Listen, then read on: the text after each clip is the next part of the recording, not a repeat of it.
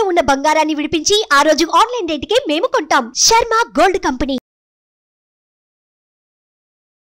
నమస్కారం అలగడ్డ రవీంద్రనాథ్ గారు. నమస్తే అండి నాగరాజ్ గారు. కామారెడ్డిలో జరిగినటువంటి ఒక ఇన్సిడెంట్ అండి. ముగ్గురు కలిసి సామూహికంగా అది మర్డరా లేదంటే చనిపోవటం జరిగిందా, సూసైడ్ అనేటువంటి దాని మీద కూడా కొంత క్లారిటీ రావాల్సినటువంటి అవసరం ఉంది. అందులో మీకు తెలిసినటువంటి వాస్తవ కోణాలు ఏంటి, ఏం జరిగింది? కామారెడ్డి జిల్లాలో జరిగినటువంటి డిసెంబర్ 25వ తేదీ మధ్యాహ్నం 1 గంట ఆ ప్రాంతంలో ముగ్గురు వ్యక్తులు కనిపించడం మానేశారు. ముఖ్యంగా బిక్కనూరు ఎస్ఐ అయినటువంటి సాయి కుమార్ గారు, అదేవిధంగా బీబీపేట ఏరియా ఉన్నటువంటి శృతి, ఆమె కానిస్టేబుల్గా వర్క్ చేస్తున్నారు గడిచిన 7 సంవత్సరాలుగా. అయితే వీళ్ళిద్దరితో పాటు ఒక కంప్యూటర్ ఆపరేటర్ అయినటువంటి అక్కడ నిఖిల్ కూడా ముగ్గురు కలిసి ఆ చెరువులో మృతదేహాలుగా లభించడం కొంత మిస్టరీగా అయితే ఉండడం జరిగింది నాగరాజ్ గారు. దీనికి సంబంధించిన గడిచిన 2 రోజులుగా వస్తున్నటువంటి వివిధ వార్తా కథనాలుగా మనం పరిశీలన చూసినట్లయితే ఇప్పటికీ కూడా డెత్ మిస్టరీ అనేది అయితే ఈ క్షణం వరకు మనకందరం మనం చూస్తున్న వీడియో క్షణం వరకు కూడా ఇట్స్ ఎ డెత్ మిస్టరీగా ఉంది. కొంతమంది కథనాలు చెప్తున్నారు ఏంటంటే ఇదంతా కూడా టోటల్గా ట్రయాంగిల్ లవ్ స్టోరీ నడిచిందని చెప్పి, ముఖ్యంగా సాయి కుమార్ గారు అదేవిధంగా కానిస్టేబుల్ శృతి వీళ్ళిద్దరు కూడా లవ్ చేసుకుంటున్నారని, ఈ మధ్యలో నిఖిల్ అనే పాత్ర ఎంటర్ అవడం వల్ల వీళ్ళు ముగ్గురు కలిసి సామూహికంగా బహుశా ఈ డెత్ జరిగి ఉండొచ్చు అని ఒక సస్పెక్ట్ చేస్తున్నారు. దీని మీద రకరకాల వార్తా కథనాలు వినిపిస్తున్నాయి. ప్రధానంగా చెప్పుకోవాలనుకుంటే ఒక ఆల్రెడీ మ్యారేజ్ అయ్యి ఒక పాప ఉంది, ఇంకొకటి గర్భిణీగా ఉన్నటువంటి భార్య సాయి కుమార్ గారి యొక్క వ్యవస్థ. కానిస్టేబుల్ శృతి ఎవరైతే మాట్లాడుకుంటున్నామో ఈ ఇంతకుముందు బీబీపేటలో ఉన్నటువంటి కానిస్టేబుల్గా పనిచేస్తున్న శృతి, ఇది ఈఎంఐ ఆల్రెడీ మ్యారేజ్ అయింది, డివోర్స్ అయి సింగిల్గా ఉంటుంది ఈ శృతి గారు. ఇది కాకుండా కంప్యూటర్ ఆపరేటర్ నిఖిల్ అయితే ఇంకా మ్యారేజ్ కాలేదు.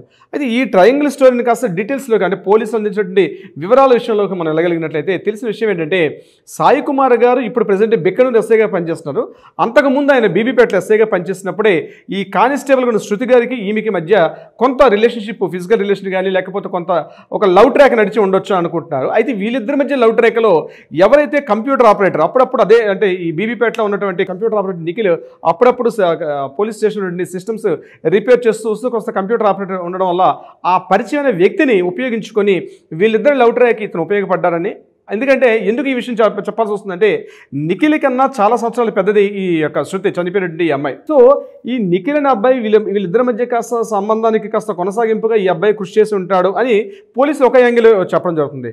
మరొకటి ఏంటంటే ఈ శృతి దగ్గర వాట్సాప్ డేటా, అదేవిధంగా నిఖిల్ మధ్య జరిగిన వాట్సాప్ డేటాను చూసినట్టయితే వీళ్ళిద్దరి మధ్య కొంత సారూప్యత, కొంత ఏదో ఒక ప్రేమ వ్యవహారం నడిచినట్టుగా కూడా పోలీసులు మరొక యాంగిల్లో కూడా సస్పెక్ట్ చేస్తున్నారు. అయితే అనుకోకుండా సడన్గా సర్ప్రైజ్ ఏంటంటే ఈ అట్లూరి ఎల్లారెడ్డిపేట దగ్గర పెద్ద చెరువు, చాలా పెద్ద చెరువు, అది హైవేకి దగ్గరగా ఉంటుంది, కామారెడ్డిలో పరిసర ప్రాంతాల్లో చాలా పెద్ద చెరువు ఇది. ఈ ప్రాంతంలో ముగ్గురు కలుసుకున్నారు. ఒక ఆమె నర్సంపల్లి నుంచి ఏమి రావడం, ఈ శృతి బస్సులో ఆమె రావడం జరిగింది. బైక్ నుంచి ఈ అబ్బాయి వచ్చాడు, నిఖిల్ ఏమో బైక్ నుంచి ఈ అబ్బాయి బీబీపేట నుంచి రావడం, అదేవిధంగా ఎస్ఐగా పనిచేసిన బిక్కనూరు ఎస్ఐ ఆయన కారులో రావడం. వీళ్ళు ముగ్గురు కూడా ఒక ప్రదేశంలో కలిసి కారులో మాట్లాడుకొని చెరువు దగ్గరికి వెళ్ళి అక్కడ ఏం జరిగింది అన్నది ఇప్పుడు డెత్ మిస్టరీ కనిపిస్తుంది. ఎందుకంటే అక్కడ దొరికినటువంటి ఆనవాళ్ళు అంటే పోలీసులు వీళ్ళు ముగ్గురు కనిపించలేదు, వీళ్ళు ముందేం చేశారంటే ఆచూకీ లభ్యని కేసు కింద పెట్టారు, అంటే సస్పెక్ట్ చేశారు వీళ్ళు ఎక్కడో తెలియనటువంటి ఒక ఐడెంటిఫికేషన్ లేకపోవడం వల్ల. తర్వాత వీళ్ళు మొబైల్ ట్రాకింగ్ చేసినప్పుడు ఆ చెరువు దగ్గర ముగ్గురు యొక్క మొబైల్ ట్రాకింగ్ ఇన్ఫర్మేషన్ తెలిసిన తర్వాత అంటే అక్కడికి వెళ్ళి పరిశీలించినప్పటికీ అక్కడ చెప్పులు దొరికాయి, అదేవిధంగా ఈ యొక్క ఒక మొబైల్ దొరికింది. అక్కడ నిఖిల్ తాలూకా మొబైల్ దొరకడం, మిగిలిన ఈ అమ్మాయి తాలూకా చెప్పులు మిగిలిన దొరికాయి. ఈ అబ్బాయి సాయి కుమార్ సంబంధించి ఎటువంటి ఇన్ఫర్మేషన్ కూడా మనకు దొరకలేదు. తర్వాత ఇమీడియట్గా అక్కడ గజయితగాళ్ళందరినీ పిలిచి అక్కడ ఎంక్వైరీ చేసినప్పటికీ 9:30-10 ఆ ప్రాంతంలో ముందుగా 2 మృతదేహాలు దొరికాయి. ఒకటి శృతి మృతదేహం, అదేవిధంగా ఆ అబ్బాయి నిఖిల్ దొరికింది.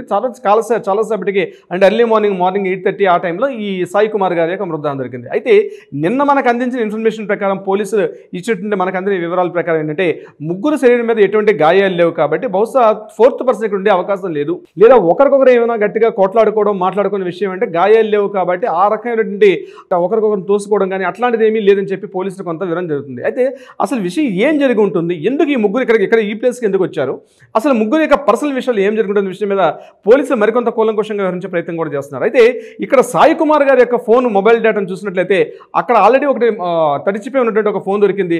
అది కంప్లీట్గా ఫోన్ పనిచేయని పరిస్థితిలో ఒక ఫోన్ ఉంది. మరొకటి ఏంటంటే ఐఫోన్ ఆల్రెడీ ఉంది. ఐఫోన్ సంబంధించిన అది ఫేస్ ఐడెంటిఫికేషన్ ఉన్నటువంటి విషయం కాబట్టి ఆ ఫోన్ కూడా ఓపెన్ చేసే పరిస్థితి లేదు. సో టోటల్గా ఫోరెన్సిక్ డిపార్ట్మెంట్ వాళ్ళంటే ఉన్నటువంటి లభించినటువంటి ఆధారాలను తీసుకెళ్లి ఫోరెన్సిక్ డిపార్ట్మెంట్లో ఇవ్వడం, పోలీసులు ఆ మొత్తం ఒక కంప్లీట్గా డీకోడ్ చేస్తున్నారు. అందులో ఉన్నటువంటి డేటా ఎవరిది, డేటా అసలు ఏం మాట్లాడుకున్నారు, ఈ చనిపోయినటువంటి కొన్ని గంటల ముందు ఈ డిస్కషన్ ఏం జరుగుతుందనే విషయం మీద పోలీసు పూర్తిగా సంపూర్ణంగా విచారణ చేసే ప్రయత్నం చేస్తున్నారు దీనికి సంబంధించి. అయితే ఏదేమైనప్పటికీ కూడా అసలు చెప్పడం ఏంటంటే సాయి కుమార్కి అదేవిధంగా శృతి అనేటువంటి ఆల్రెడీ డివోర్స్ తీసుకొని సింగిల్గా ఉన్నటువంటి వీళ్ళిద్దరి మధ్య ఒక సన్నిహిత సంబంధ బాంధవ్యం ఉన్నట్టుగా మాత్రం కొంతవరకు కన్ఫర్మేషన్ చేశారు పోలీసులు. అయితే ఒకటి మెయిన్ ఏంటంటే ఇది పర్సనల్ విషయం ఓన్లీ, అంటే వాళ్ళ ట్రయాంగిల్ లవ్ స్టోరీకి నిఖిల్ వచ్చాడు కాబట్టి ముందుగా ఎవరైనా చెరువులో దూకుతుంటే ఆత్మహత్య ప్రయత్నం చేస్తే మిగిలిన ఇద్దరు రక్షించడానికి వెళ్ళి అట్లా వచ్చేసారా, లేకపోతే ఎప్పుడైతే మిగిలిన విషయాలు కొన్ని బయటకు వచ్చాయో మిగిలిన ఇద్దరిని తోసేసి తను ఉండడం వల్ల మిగిలిన విషయాలు బయటకు వస్తున్న ఉద్దేశంతో తను కూడా కావాలని ఎవరైనా సూసైడ్ చేసుకున్నారా, అంటే ముగ్గురు ఒకేసారి చెరువులోకి వెళ్ళి మృతదేహాలుగా తేలడం అంటే అలా ఉండడం అసలు సస్పెక్ట్ చేస్తున్నారు. జనరల్గా ఇద్దరు ఉంటారు ఎక్కడైనా, ఒకవేళ మాటని ఇద్దరు కలిసి చేపట్టుకొని దూకినట్టు సందర్భాలు ఉంటాయి లాస్ట్ మినిట్లో. అయితే ఇక్కడ పోస్ట్ మార్టం రిపోర్ట్ ప్రకారం మనకి ఈ రోజు కంత ఇన్ఫర్మేషన్ ప్రకారం ఏంటంటే ముగ్గురు ఒంటి మీద ఎటువంటి గాయాలు లేవు కాబట్టి ముగ్గురు వెళ్ళారు. సో ముగ్గురు ఏ రకంగా వెళ్ళి ఉంటారు అంటే ముగ్గురు వెళ్ళాల్సిన అవసరం ఏముంది, అందులో ఏ ఇద్దరైనా ఒక వ్యక్తి దాన్ని అడ్డగించే ప్రయత్నం చేస్తారు కానీ ముగ్గురు ఒకేసారి వెళ్ళాల్సిన అవసరం లేదు కదా, ఇందులో ఎవరు ముందు ప్రేరేపించారు అనే విషయం మీద పోలీసులు పూర్తిగా ఇంట్రాగేషన్ చేస్తున్నారు. బహుశా నాకు తెలిసి రేపు ఉదయం రేపు ఆఫ్టర్నూన్ కల్లా దీని మీద కీలకమైన విషయాలు వచ్చే అవకాశం ఉంటుంది. ఏదేమైనప్పుడు కూడా డిపార్ట్మెంట్ పరంగా ఇటువంటి ఈ సూసైడ్స్ ఆత్మహత్యలు డెత్ లిస్టులు రావడం అనేది కొంత ఆందోళనకరంగా ఉంది. ఇంకొక యూత్ జనరేషన్ అందరూ కూడా 30-32 ఏళ్ళ వయసు 33 ఏళ్ళ వయసు ఏజ్ గ్రూప్ కాబట్టి ఇటువంటి సంఘటన జరగడం మాత్రం కొంత పోలీస్ వ్యవస్థ మాత్రం కొంత కలవరపడే గురి చేస్తుంది. ప్రధానంగా ముఖ్యంగా ఈ అమ్మాయి కూడా ఈ 7 years నుంచి ఈ అమ్మాయి అదే ఏరియాలో కానిస్టేబుల్గా పనిచేయడం కూడా కొంతవరకు వివాదాస్పదం. ఎందుకంటే డిపార్ట్మెంట్ అన్ని సంవత్సరాల పాటు కంటిన్యూ ఒకే స్టేషన్లో ఉండరు. సో ఇక్కడ ఏం జరుగుతుందనే విషయం మీద కూడా చేస్తున్నారు. మెదక్ జిల్లా ఉన్నటువంటి కొచ్చారం ప్రాంతానికి చెందినటువంటి సాయి కుమార్ గారు, ఈయన యాక్చువల్లీ మెదక్ జిల్లా, వీళ్ళ బాబాయ్ కంప్లీట్గా లక్ష్మీనారాయణ అని చెప్పి అతను పోలీస్ డిపార్ట్మెంట్లో ఒక మంచి సేవా పథకం అందుకునే వ్యక్తి. అతన్ని ఆదర్శంగా తీసుకుని డిపార్ట్మెంట్లోకి వచ్చారు. అంటే అంతటి ఆదర్శాలు కలిగిన ఒక వ్యక్తి ఎందుకు ఈ రకంగా ప్రవర్తించుంటారు? కేవలం స్త్రీతో ఉన్నటువంటి ఒక వివాహేతర సంబంధాలు లేకపోతే స్త్రీతో ఉన్నటువంటి ఆర్థిక సంబంధాల ఏ సంబంధాలు దీనికి దారితీసి ఉంటాయని చెప్పి విషయం మీద పోలీసులు కంప్లీట్గా దాని మీద రీసెర్చ్ చేసే పనిలో ఉన్నారు. నాకు తెలిసి 1-2 days దీని మీద పూర్తి ఇన్ఫర్మేషన్ బయటకు వచ్చే వెలుగులోకి వస్తుంది. ఇప్పటివరకు ప్రాథమిక సమాచారం మేరకు మనకి ఈరోజు అందిన ఇన్ఫర్మేషన్ ప్రకారం పోలీసులు అందించిన ఇన్ఫర్మేషన్ ప్రకారం మనం మాట్లాడగలుగుతాం. బట్ ఏదేమైనప్పుడు కూడా చాలా విచారం అండి ఇట్లాంటి సంఘటనలు డిపార్ట్మెంట్లో జరగడం అన్నది. ఎందుకంటే యూత్ వీళ్ళందరూ కూడా మంచి పదవులు అందించుకొని రాబోయే రోజుల్లో అంటే కష్టపడి ఒక ఎస్ఐ అంటే ఎంతో కష్టపడి చదువుకొని ఒక గ్రేడ్ 1 వస్తే తప్పించి ఆ పోస్టుకు రాలేరు. కానిస్టేబుల్ అయినా సరే ఎస్ఐ అయినా సరే ఈ నిఖిల్ అనే ఆపరేటర్ తాలూకా ప్రాతిధ్యం ఏంటి, ఎందుకంటే వీళ్ళిద్దరి ఏజ్ మధ్య ఈ కామన్గా ఉంది.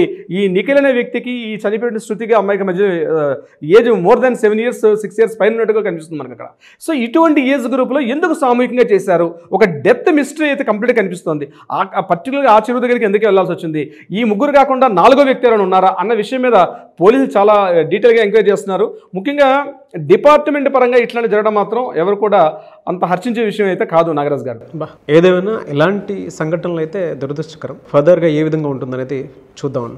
Sir thank you so much Ravindranath గారు. Thank you so much Nagaraj గారు.